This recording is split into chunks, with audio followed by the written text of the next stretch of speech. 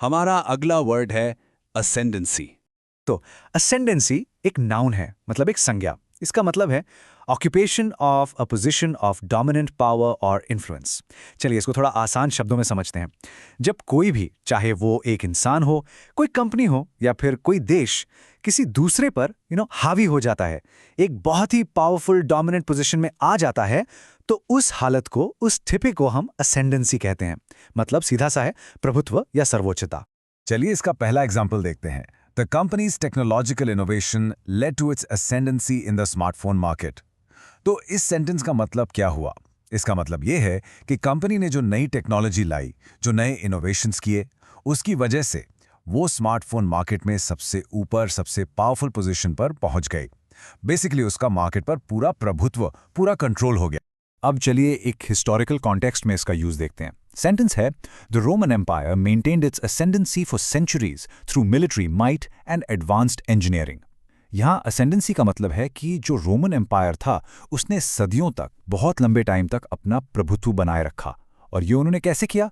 अपनी जबरदस्त मिलिट्री ताकत और उनकी जो एडवांस्ड इंजीनियरिंग थी, उसके दम पर।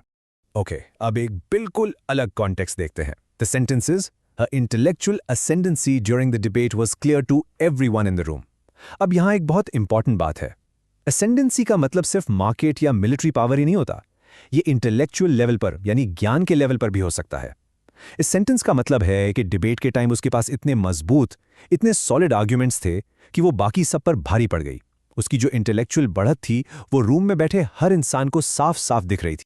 चलिए अब एक रियल वर्ल्ड एग्जाम्पल देखते हैं। ये द इकोनॉमिक टाइम्स से लिया गया है। कोट है, the rapid ascendancy of renewable energy sources is reshaping the global power grid. यहां पर देखिए, असेंडेंसी का इस्तेमाल रिन्यूएबल एनर्जी के लिए किया गया है, जैसे कि सोलर पावर और विंड पावर। इसका मतलब ये है कि इनकी जो पावर और इन्फ्लुएंस है ना, वो बहुत ही तेजी से बढ़ रही है, और इसकी वजह से पूरी दुनिया का जो पावर सिस्टम है वो बदल रहा है। कितना रेलेवेंट एग्जाम्पल है। और आखिर में इसका मतलब और भी पक्का करने के लिए इसके सिनोनिम्स और एंटोनिम्स देख लेते हैं। तो असेंडेंसी के सिनोनिम्स यानी समानार्थक शब्द हैं डोमिनेंस, सुप्रीमेसी, पावर और कंट्रोल। आप देख सकते हैं ये सारे शब्द वही प्रभुत्व, यश, शक्ति को ही दिखाते हैं। और इसके एंटोनिम्स यानी विलोम शब्द हैं सबऑर्डिनेशन, इंफीरियॉरिटी, वीकनेस और सबमिशन। इन सब का मतलब होता है किसी के नीचे काम करना, कमजोर होना, जो कि असेंडेंसी का बिल्कुल एकदम उल्टा है। बस आज के लिए इतना ही। मिलते हैं नेक्स्ट वीडियो में। Happy learning.